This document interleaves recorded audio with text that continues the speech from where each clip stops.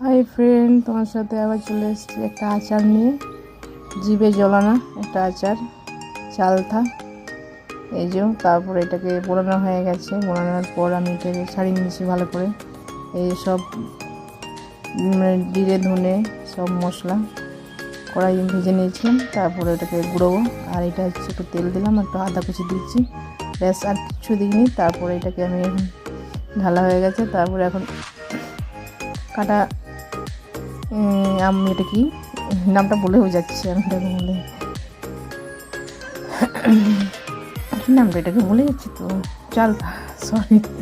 চালতাটাকে এখন এই যে গুড় দিয়ে আর এখন ভেজে নেওয়ার পরে কিছুক্ষণ একটু মানে হালকা জল দিয়েছি, বেশি দিয়ে জল দিইনি, জল দিয়ে ফুটিয়ে নিলাম, ভালো করে ভেজে নিয়েছিলাম কষিয়ে। তারপরে পরে এটাকে যে শুকনো মশলাটা ভেজে রেখেছিলাম, লঙ্কা সব, ধনে জিরে মৌরি সব এগুলো দিলে ভালো লাগে খুব খেতে। আচ্ছা, সবাই যেমন করতে সেইভাবেই করছি, একটু করলাম, খেতে কিন্তু দারুণ হয়েছে।